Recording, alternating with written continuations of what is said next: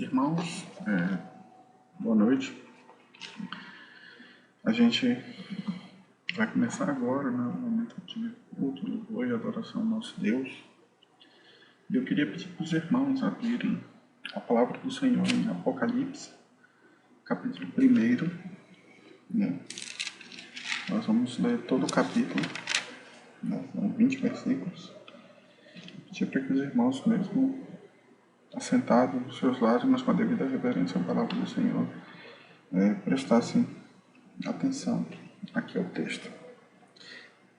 Ele diz assim: revelação de Jesus Cristo, que Deus lhe deu para mostrar aos seus servos as coisas que em breve devem acontecer e que ele, enviando por intermédio do seu anjo, notificou ao seu servo João, o qual atestou a palavra de Deus e o testemunho de Jesus Cristo quanto a tudo o que viu. Bem-aventurado aqueles que leem e aqueles que ouvem as palavras da profecia e guardam as coisas nelas escritas, pois o tempo está próximo. João, às 7 igrejas que se encontram na Ásia, graça e paz a vós outros da parte daquele que é, que era e que há de vir, da parte dos 7 Espíritos que se acham diante do seu trono, e da parte de Jesus Cristo, a fiel testemunha, o primogênito dos mortos e o soberano dos reis da terra. Aquele que nos ama e, pelo seu sangue, nos libertou dos nossos pecados e nos constituiu reino, sacerdotes para o seu Deus e Pai. A ele a glória e o domínio pelos séculos dos séculos. Amém. Eis que vem com as nuvens, e todo olho verá até quantos os traspassaram, e todas as tribos da terra se lamentarão sobre ele. Certamente. Amém. Eu sou o Alfa, o Ômega, diz o Senhor Deus, aquele que é, que era e que há de vir, o Todo-Poderoso. Eu, João, irmão vosso e companheiro na tribulação, no reino e na perseverança em Jesus, achei-me na ilha chamada Patmos, por causa da palavra de Deus, o testemunho de Jesus. Achei-me em espírito no dia do Senhor, e ouvi, por detrás de mim, grande voz como de trombeta, dizendo: o que vês, escreve em livro e manda às 7 igrejas: Éfeso, Esmina, Pérgamo, Tiatira, Sardes, Filadélfia e Laodiceia. Voltei-me para ver quem falava comigo, e voltando, vi 7 candeeiros de ouro, e no meio dos candeeiros um semelhante a filho de homem, com vestes talares e cingido, à altura do peito, com uma cinta de ouro. A sua cabeça e cabelos eram brancos como alva lã, como neve, os olhos como chama de fogo, os pés semelhante ao bronze polido, como que refinado numa fornalha, a voz como voz de muitas águas. Tinha na mão direita 7 estrelas, e da boca saía-lhe uma afiada espada de 2 gumes. O seu rosto brilhava como o sol na sua força. Quando o vi, caí a seus pés como morto. Porém ele pôs sobre mim a mão direita, dizendo: não temas, eu sou o primeiro e o último, e aquele que vive. Estive morto, mas eis que estou vivo pelos séculos dos séculos, e tenho as chaves da morte e do inferno. Escreve, pois, as coisas que viste, e as que são, e as que hão de acontecer depois destas. Quanto ao mistério das 7 estrelas que viste na minha mão direita, e aos 7 candeeiros de ouro, as 7 estrelas são os anjos das 7 igrejas, e os 7 candeeiros são as 7 igrejas. Senhor Deus, Pai, muito obrigado pela leitura da Tua Palavra, e nós Te louvamos e Te engrandecemos o nome, porque Tu és poderoso, como a Tua Palavra mesmo nos afirma, que Tu és o que é, o que era e o que há de vir. Tu és o Alfa, o Ômega, Senhor, o dono de todas as coisas, o Senhor de todos os reis da terra, o soberano sobre nossas vidas. E nós, neste momento, Te rogamos humildemente que Tu possas receber a nossa adoração esta noite, porque o nosso objetivo aqui, Senhor, é Te engrandecer o nome, porque Tu és verdadeiramente o Senhor de nossas vidas. Perdoa os nossos pecados e move os nossos corações nesse momento, Senhor, a uma reverente adoração ao Teu nome santo, e que Tu possas Te agradar, Senhor, e a adoração que hoje o teu povo te presta aqui nessa noite. É o que nós te pedimos e te agradecemos, em nome do Senhor Jesus. Amém.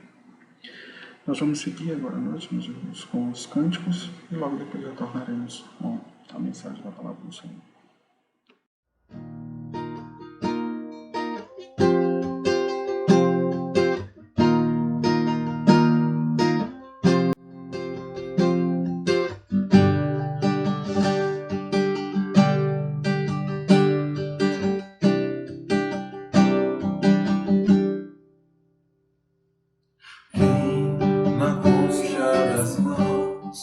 Mediu as águas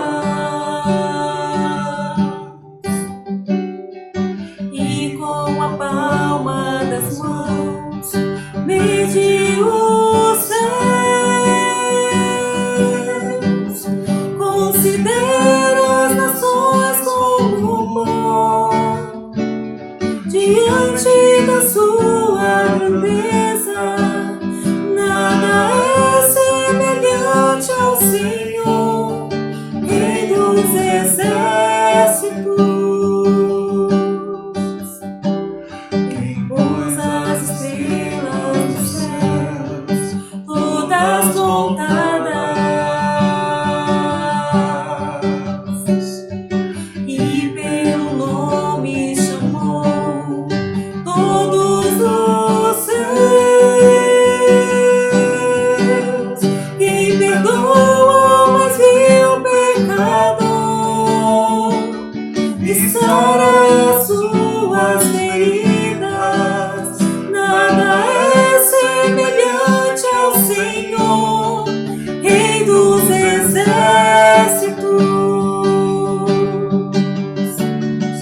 Rei poderoso, grande Deus, Rei majestoso, Santo Deus. Toda a terra irá proclamar sua glória, amor e poder. Força e formosura estão diante de ti. Rei poderoso, grande Deus, Rei majestoso, Santo Deus. Toda a terra irá proclamar sua glória, amor e poder. Força e formosura estão diante de ti.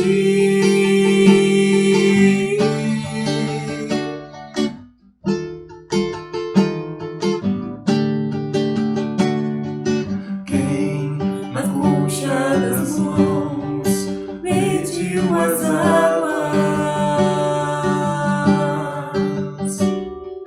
e com a palma das mãos mediu os céus. Pôs as estrelas dos céus, todas contadas, e pelo nome chamou todos os seus.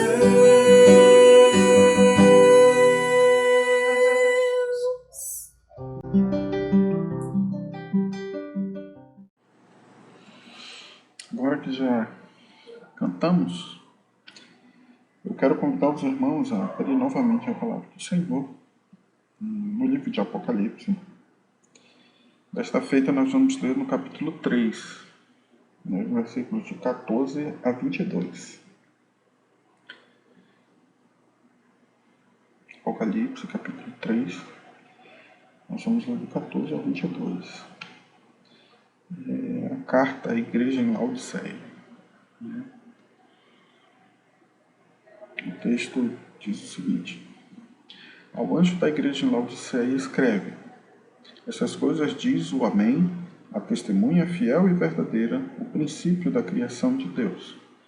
Conheço as tuas obras, que nem és frio nem quente. Quem deras fosses frio ou quente? Assim, porque és morno, e nem és quente nem frio, estou a ponto de vomitar-te da minha boca. Pois dizes: estou rico e abastado, e não preciso de coisa alguma. E nem sabes que tu és infeliz, sim, miserável, pobre, cego e nu. Aconselho-te que de mim compres ouro refinado pelo fogo para te enriqueceres, vestiduras brancas para te vestires, a fim de que não sejas manifesta vergonha da tua nudez, e colírio para ungires os olhos, a fim de que vejas.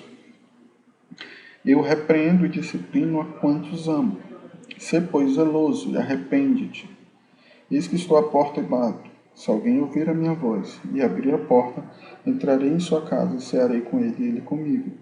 Ao vencedor, dar-lhe-ei sentar-se comigo no meu trono. Assim, como também eu venci e me sentei com meu Pai no seu trono. Quem tem ouvidos, ouça o que o Espírito diz às igrejas. Irmãos, hoje à noite, eu queria conversar com os irmãos um pouco a respeito dessa mensagem que foi escrita à igreja em Laodiceia, né? E só para que a gente possa contextualizar um pouco, né, a nossa leitura, o livro de Apocalipse, ele foi escrito pelo apóstolo João, né, quando ele estava exilado na ilha de Patmos, né? Todos os outros apóstolos já tinham morrido, né? Eles tinham sido martirizados, perseguidos e mortos, né? E no reinado do imperador Domiciano, né? Isso é mais ou menos 81 depois de Cristo, né? João se encontrava exilado nessa ilha de Patmos. Ele tinha sido levado de Éfeso, né, que era a cidade onde ele estava. Ele era da igreja de Éfeso e foi retirado de lá para Patmos, exilado. Era uma cidade, ele era uma ilha em que era mais ou menos como se fosse, né, uma prisão, um exílio. E naquele momento, né, Jesus, né, aparece a João e faz revelações a ele, né? E ele pede, né, no caso ordena, né, ele ordena a João para que escreva essas coisas. É por isso que, né, o presbítero Hélio do Filho, acho que numa outra pregação até conversou com os irmãos, existiu logo no começo muitas discordâncias a respeito da autoria do livro de João, porque a gente vê que realmente nas suas cartas, né, 1º, 2º, 3º João e no Evangelho de João, os estilos literários são bem diferentes, né? Mas por quê? Porque realmente aqui o livro de Apocalipse, muito embora o autor, alguns chamam que é o apóstolo João, ele não é o autor, ele é um escritor, né? Ele foi dado uma ordem para que ele escrevesse. Então ele escreveu o que ele viu, mas o autor não é bem ele, né? O autor é o próprio Jesus, né? Mas como escritor, né? Aqui humanamente chamado para alguns autores, ele é o apóstolo João, mas essa ressalva ela é muito importante ser feita. O livro de Apocalipse ele foi escrito com um propósito, né? De estimular a fidelidade a Cristo no meio das tribulações, né? As igrejas nesse momento sofriam grande perseguição do Império Romano e sobre elas era infligindo um grande sofrimento, né? E esse livro ele foi escrito no intuito de estimular, né? Mesmo em meio a muitas dificuldades, a fidelidade a Cristo, né? Mesmo no meio das perseguições, e nos dando a convicção de que todas essas coisas elas acontecem debaixo da permissão de Deus. Então, mesmo no meio desses sofrimentos, né, nós afirmamos, né, e o livro de Apocalipse ele nos ajuda a entender isso, que Deus governa as coisas, né, que Deus governa a história, Ele está governando a história, né? E ele vai levar tudo isso, né? Toda essa história, ela vai se desenrolar para uma gloriosa consumação, né? De toda a obra, que no caso será o arrebatamento dos salvos para viver com ele, né? E do julgamento que será dado àqueles que não deram ouvidos à palavra do Senhor, né? Existem pelo menos 4 verdades bem fundamentais para que a gente possa entender o livro de Apocalipse. É que enquanto a igreja, uma delas, a primeira, é que enquanto a igreja vive neste mundo, ela será cercada de sofrimentos. E eu acho que o momento que a gente vive, ele é bem presente isso, né? A gente consegue perceber, né? Esse mundo ele é pecaminoso e, em função disso, nós somos afligidos, né? Então a igreja vai sofrer. Uma outra verdade é que Deus sempre vai requerer do seu povo aqui arrependimento sincero dos seus pecados, das suas falhas, né? E uma fidelidade paciente e constante, né, do seu povo. Uma terceira verdade muito presente no livro de Apocalipse é que Deus vai governar a história, né? E ele vai governar de um modo tal que parece, né, que às vezes, muito embora a gente ache que o mal vai vencer, mas não. Deus vai governar a história de uma forma tal que o mal, mesmo afligindo muito a igreja, mas o mal no final ele não prevalecerá contra a igreja de Deus. Então isso é uma outra coisa, uma verdade muito presente nesse livro, né? O mal não prevalecerá sobre a igreja do Senhor. E uma última verdade fundamental que a gente consegue perceber bastante no livro de Apocalipse é que Jesus vai retornar, né? Ele vai voltar. Essa é uma mensagem constante para a gente no livro de Apocalipse o tempo todo, né? E com isso ele trará o castigo final para os ímpios, para aqueles que não ouviram a palavra de Deus, né? E uma bênção final, né, para os justos, aqueles que vão triunfar no final com Deus, né? Então, esses são basicamente os pontos centrais que trazem todo o livro de Apocalipse, né? O Apocalipse também ele tem, assim como ele tem o autor, né, que no caso é Jesus, mas quem foi o escritor foi João, mas ele, sendo uma carta, ele tem um destinatário, né? Ele tem um remetente e tem um destinatário. Para quem foi escrito? Deus manda João escrever essa carta, né? E ela é endereçada às igrejas que estão na Ásia Menor, né? Quando a gente leu ali no capítulo 1, a gente leu agora na abertura do culto, né? Ele diz exatamente para quem são essas igrejas, né? Éfeso, Esmirna, Pérgamo, Tiatira, Sardes, Filadélfia e Laodiceia. Então, esse livro ele foi escrito para essas igrejas, né? Uma carta endereçada a essas igrejas, né? Elas habitavam ali o que chamavam de Ásia Menor, né? Uma região que hoje é conhecida mais ou menos ali onde é a Turquia, né? E Deus, quando ele fala às igrejas, ele repreende as igrejas em função da condição que elas estão vivendo. Elas apresentam algumas problemáticas. Essas cartas às igrejas elas são iniciadas com uma reprimenda a respeito dos estados que elas se encontram e de um incentivo de que elas mudem, né? De que elas saiam dessa situação em que elas estão sendo advertidas, né? Ela reforça essa necessidade de mudar a condição em que elas se apresentam, né?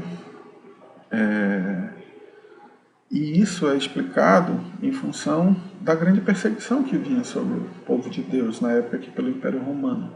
O Império Romano aqui era um império que governava toda aquela região e eles vinham perseguindo a igreja, exigindo das igrejas uma série de mudanças, uma série de... Na verdade, eles estavam tentando fazer com que a igreja houvesse um grande sincretismo religioso, que parte do culto, na verdade, fosse cheio de rotinas pagãs, né? Então, muitas igrejas estavam começando a querer, em função da pressão que o Império Romano estava dando, a perseguição à igreja, estavam querendo mudar, estavam se vendo numa situação em que eles precisavam entrar num sincretismo religioso. E aí, Deus os adverte para que não façam isso, se mantenham fiéis, né? E uma das coisas, por exemplo, só para que a gente possa ilustrar, com a perseguição do povo romano, por exemplo, uma das coisas que era exigida é que eles cultuassem o imperador, né? Uma coisa que para nós é inadmissível, porque o único que é digno de culto é Deus. Mas era a perseguição do Império Romano à igreja, eles estavam começando a exigir isso, que o imperador fosse cultuado. Então, Deus ali fala às igrejas para que se mantenham pacientemente fiéis, né, que não se contaminem com essas heresias, com o paganismo, que começava a pressionar que a igreja se adaptasse a isso, né?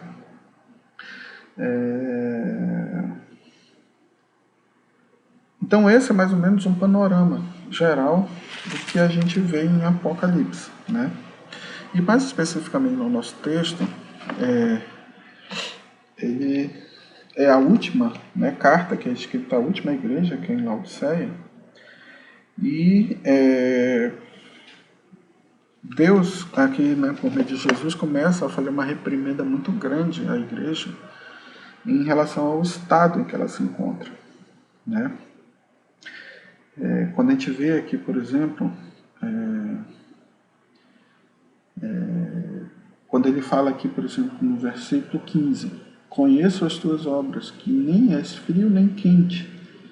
Quem dera fosses frio ou quente, assim porque és morno e nem és frio, nem és quente nem frio, estou a ponto de vomitar-te da minha boca.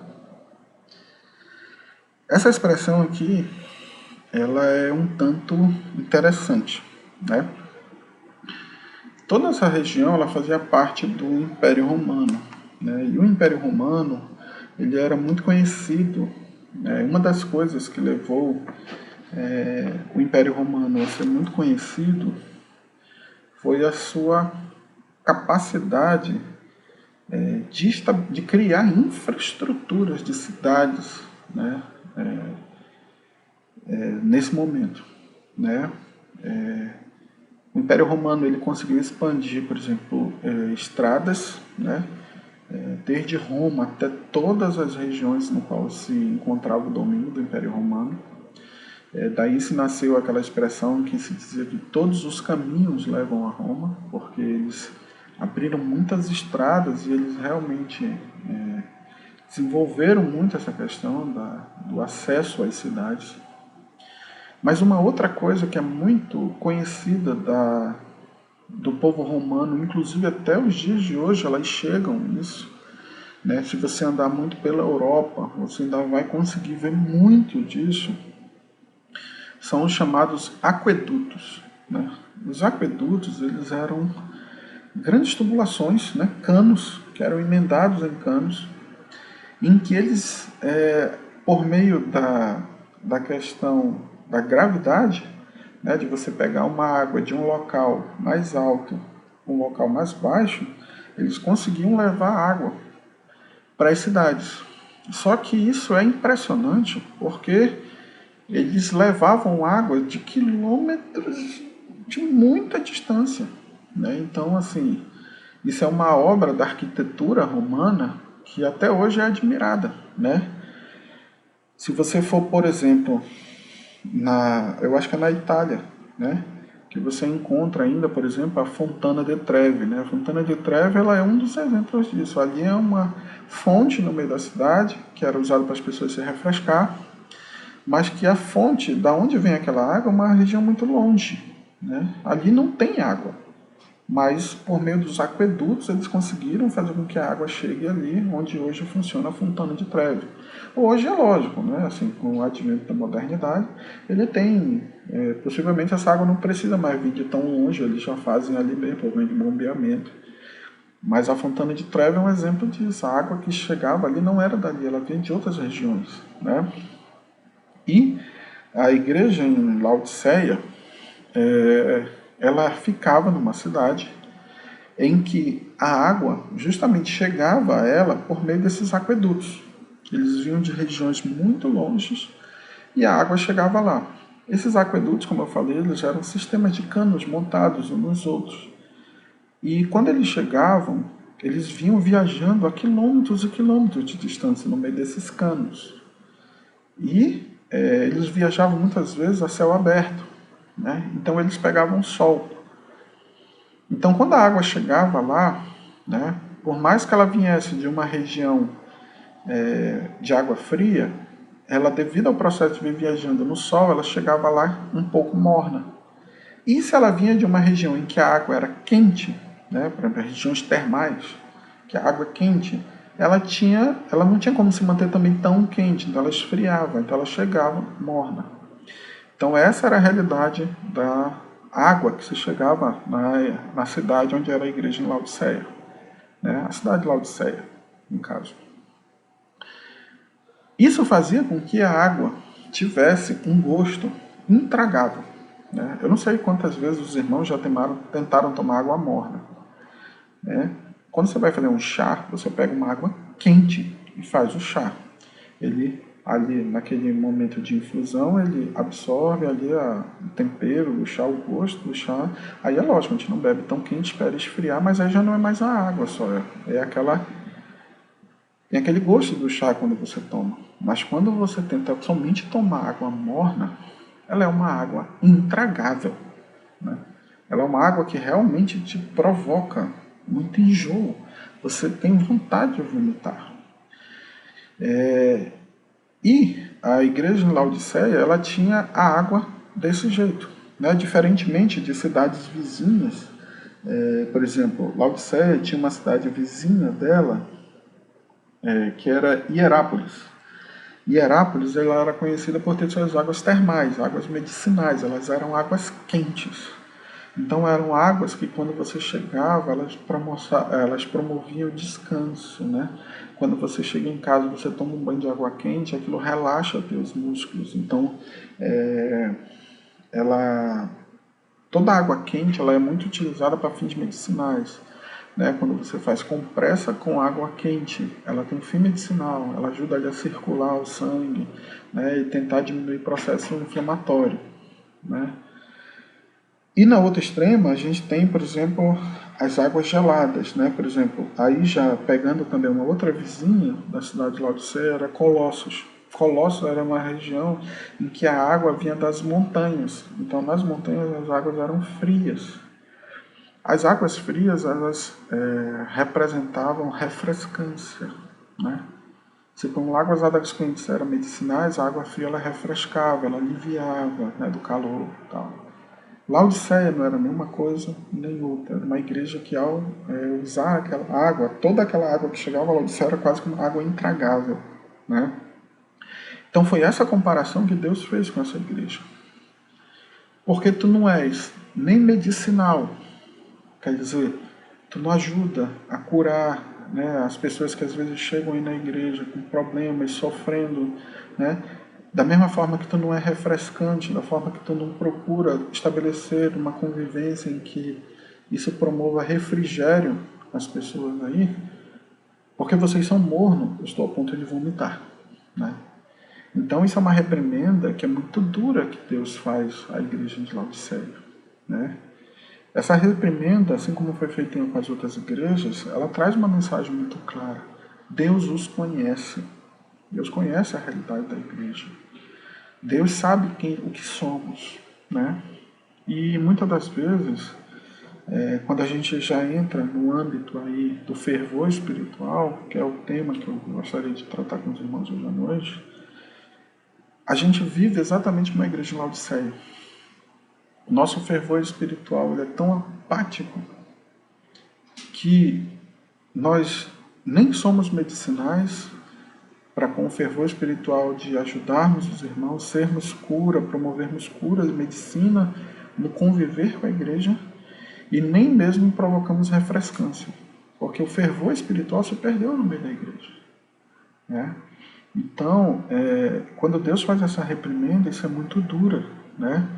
Ele chega ao ponto de dizer que porque és morno e nem és quente nem frio, estou a ponto de vomitar-te, né? Então, quer dizer, uma coisa insuportável, né? A falta de fervor espiritual no qual vivia essa igreja. Um outro ponto aqui que eu gostaria de destacar com os irmãos é que essa era uma igreja que ela vivia de uma forma em que ela não se percebia, né? No texto nós encontramos isso de uma forma muito clara, que ela era uma igreja que ela tinha uma autoavaliação, né? Assim, quando você faz aquele autorretrato seu, fica muito claro que ela não se percebia, né? Aqui no versículo 17, aliás, deixa eu ver, 17, pois dizes, estou rico e abastado e não preciso de coisa alguma, e nem sabes que tu és infeliz, sim, miserável, pobre, cego e nu. Então quer dizer, uma igreja que precisa pegar uma reprimenda do Senhor porque ela tinha uma autoavaliação totalmente diferente do que era a realidade. Como nós estamos hoje como igreja, meus irmãos? Como que a gente nos olha? Né? Quando eu tratei hoje com os irmãos pela manhã, eu falei a respeito daquelas necessidades de mudança, né? Será que hoje a gente, ao fazer uma autoavaliação, será que nós identificamos isso, que precisamos mudar? Será que a gente consegue perceber que a gente está num ponto em que a gente está numa zona de conforto, em que produz em nós, né, essa apatia, né, esse morno, essa sensação de água morna, que nem é quente, nem é fria? Ou será que simplesmente a gente fecha os olhos para essa realidade e faz uma autoavaliação totalmente fora da realidade? Não, eu acho que como igreja nós estamos bem, eu acho que a nossa igreja é muito boa, as coisas não precisam mudar, nós estamos abastados, não temos ninguém passando necessidade, né? Todo mundo dá o dízimo.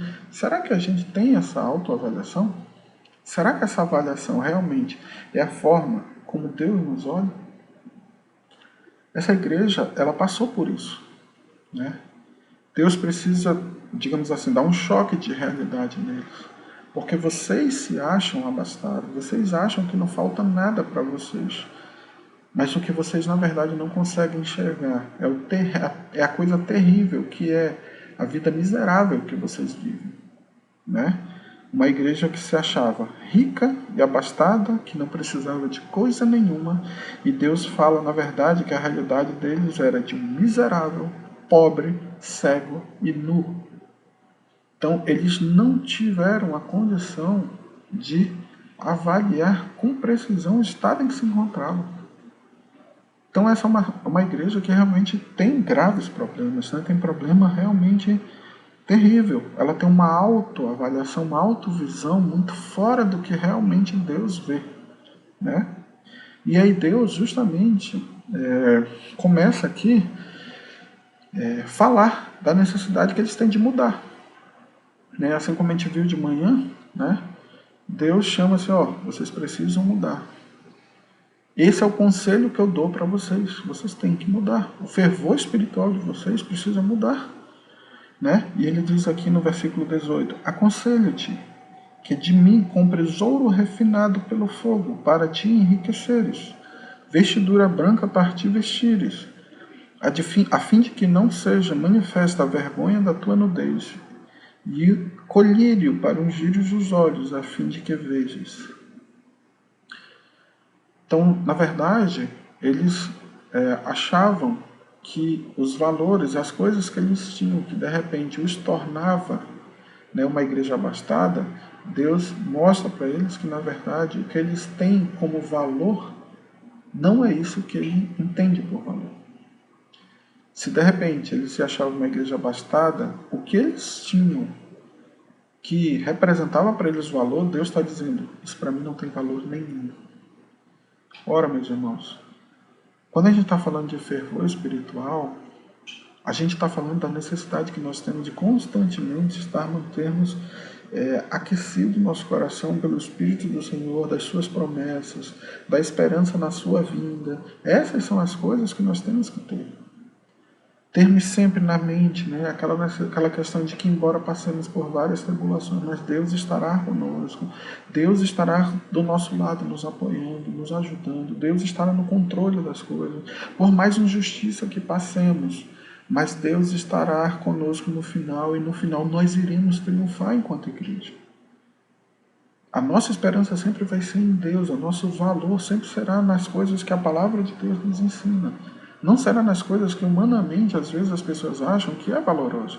Uma igreja rica, uma igreja que tem, cheia de aparatos, né, de ar-condicionados, de um templo belíssimo. Não, não são essas coisas que representam para Deus valor. O fervor espiritual, ele vem de uma vida de santificação, né, de uma vida dedicada de oração, de leitura da palavra, de aprendizado comum, individual de toda a igreja. Isso às vezes é medido pela forma como vivemos. As pessoas olham, olha, aquele irmão ele tem um carro, aquele irmão tem uma casa boa, aquele irmão tem isso, aquele irmão tem aquilo, então Deus é com ele, Deus o abençoa. Será que é isso, meus irmãos? Será que é isso que realmente Deus olha e enxerga como valor? Ou será que é isso que nós olhamos como valor e nos enganamos? E Deus, quando olha, diz assim, isso para mim não tem valor nenhum. Pelo contrário, às vezes você acha que está vivendo uma vida abastada. E para mim tu és pobre. Tu às vezes acha que tiveste bem, pois para mim tu estás nu. Irmãos, a falta de fervor espiritual é uma coisa grave na vida de uma igreja. Quando nós não podemos, por meio do fervor espiritual, promover cura, ou promover alento, a refrescância no povo de Deus, como escreve lá em Salmo, como é bom e agradável viver em unidos dos irmãos, quando a gente não sente isso, quem sabe a gente não está numa vida morna e Deus está a ponto de nos vomitarmos. Daí a necessidade de mudarmos. É por isso que Deus fala, aconselho-te. O meu conselho para ti é que tu tem que mudar, tu tem que ser diferente. O teu fervor espiritual tem que mudar. E outra coisa, né? Eu acho interessante quando Jesus olha para essa questão do colírio, né? Para ungires os olhos a fim de que vejas. Às vezes essa questão do fervor espiritual ele está tão grave, né? Que ele nos promove cegueira, meus irmãos. É uma cegueira que ela não é comum. Porque ela é uma cegueira que ela é grave. Há quem diga, e tem um ditado que fala isso, né? O pior cego, o que não quer ver. E isso muitas das vezes nos qualifica, meus irmãos.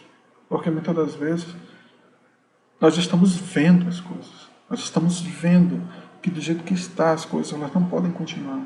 Nós estamos vendo que nós não temos condições de, se queremos realmente viver uma vida plena de serviço ao Senhor, continuarmos como estamos, né?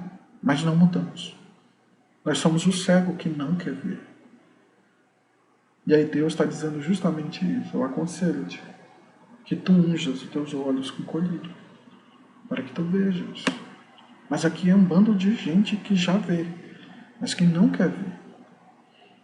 Quantas vezes a gente fecha os olhos, meus irmãos, para as coisas que precisamos mudar nas nossas vidas?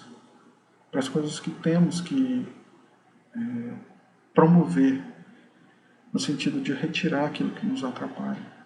Quantas coisas nós temos que implementar de mudanças em nossa vida, a fim de que possamos ter o fervor espiritual realmente aquecido nos nossos corações.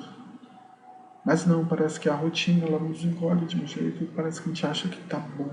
Essa vida morna, essa vidinha mais ou menos, de todo domingo, ir para a igreja, então não, agora eu estou aqui no YouTube. Eu acho que isso é o suficiente. E Deus está dizendo, eu aconselho-te que tu unja teus olhos com colírio. Porque tu não estás vendo que tu precisa mudar. Então, essa é uma outra lição. E aí Deus aqui de uma forma amorosa continua falando com a sua igreja quando ele diz assim, eu repreendo e disciplina quantos amo. Sê, pois, zeloso e arrepende-te. Essa é uma outra coisa, meu irmão, que é uma marca muito presente na vida de todos aqueles que amam verdadeiramente a Deus e que são o seu povo. Um sincero arrependimento. Quando Deus orienta o apóstolo João aqui a escrever as igrejas, o propósito é esse, de que eles sejam advertidos de quanto eles estão, mas que eles possam ser movidos a um sincero arrependimento. Eu acho que isso, enquanto igreja, é uma coisa que cabe muito bem a nós. Temos falhado em relação ao fervor espiritual. Temos falhado, às vezes, em percebermos de uma forma errada, achando que já estamos muito bem, estamos abastados. Não. Para Deus nós não passamos de miseráveis, de cegos. Então o que cabe a nós aqui é o arrependimento. E o arrependimento, ele invariavelmente, ele vai implicar em humilhação diante de Deus, de reconhecer o quão errado nós estamos. Ele vai implicar em mudança, em eu fazer diferente do que eu venho fazendo, né?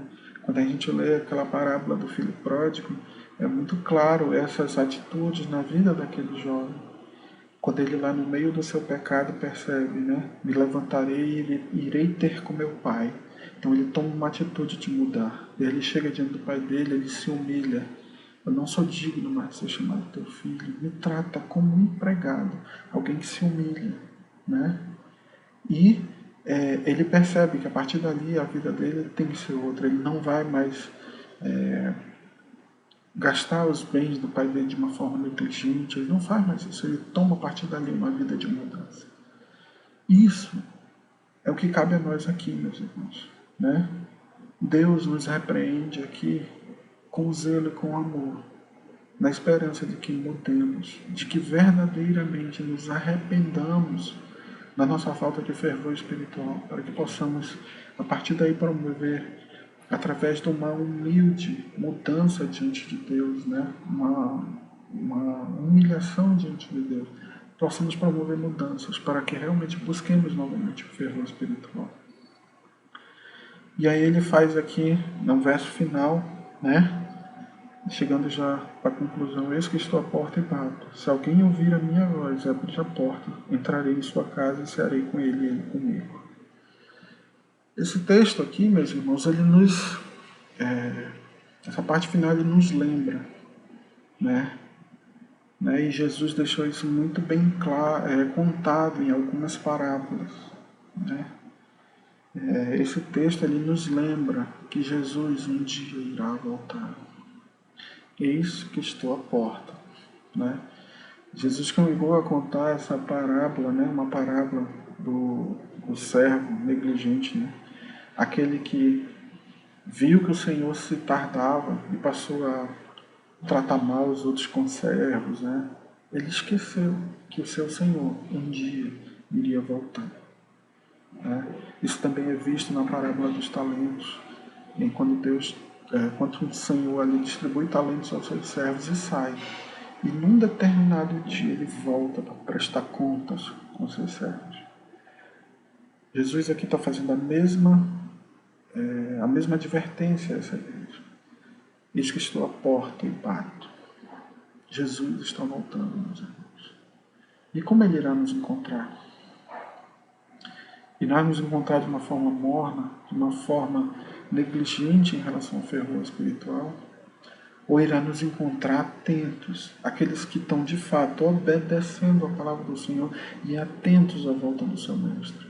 Essa é a principal característica de um servo obediente a Deus, aquele que está esperando a volta do seu Senhor, que está atento ao bater da porta do Senhor. Por isso que ele faz dizer: eis que estou à porta e bato. Se alguém ouvir a minha voz e abrir a porta, entrarei em sua casa e serei com ele e ele comigo.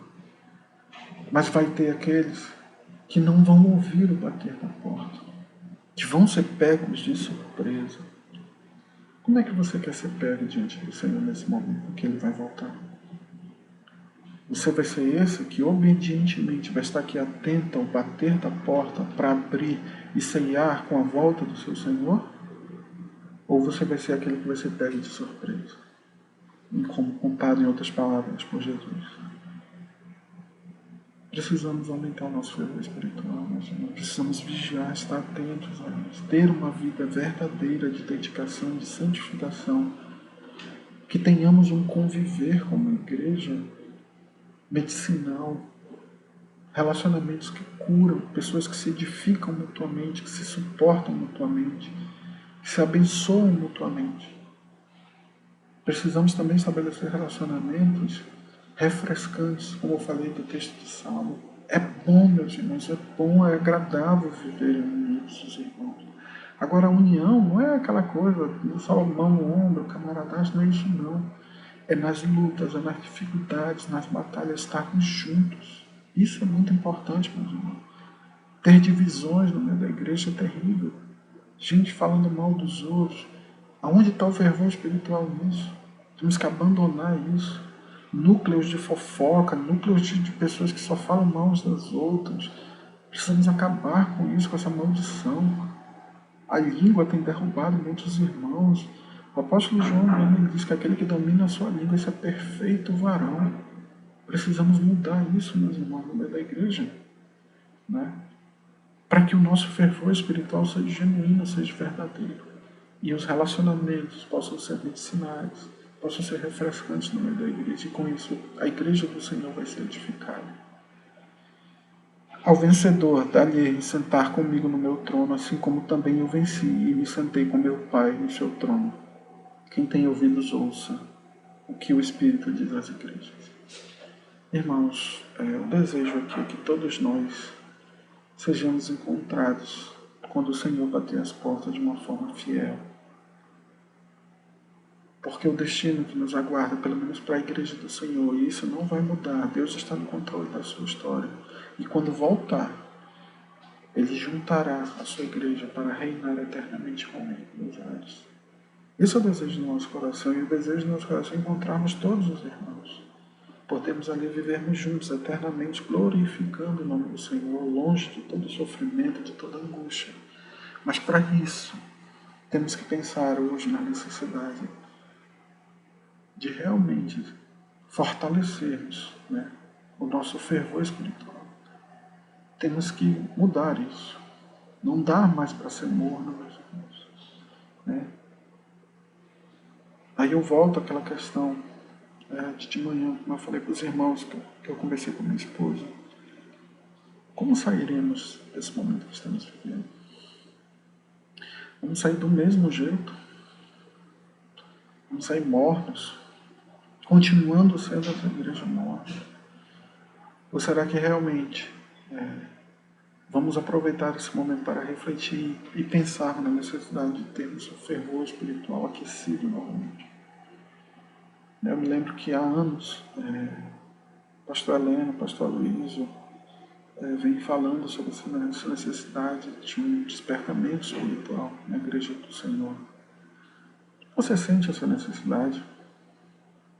Ou será que na sua visão, como está aqui, dessa autoavaliação da igreja, eu estou abastado, estou bem, não preciso, está tudo ótimo? E será que na verdade esse fechar os olhos para essa realidade, como ser esse cego que não quer ver, na verdade o que ele esconde é o quão miserável vivemos, né? Que somos cegos, que somos nus, que somos pobres diante do Senhor. Que possamos realmente, meus irmãos, ouvir hoje a palavra do Senhor e que ela possa provocar em nosso coração arrependimento, humilde arrependimento, né? E promover em nosso coração o discernimento de que temos necessidade de mudarmos com Deus, mudarmos com os outros, como igreja, que temos muito o que abençoar o conviver do povo do Senhor. E que possamos lembrar dessa mensagem que foi trazida hoje à igreja em Laodiceia, para que possamos ser edificados e que possamos sempre estar atentos a isso, né?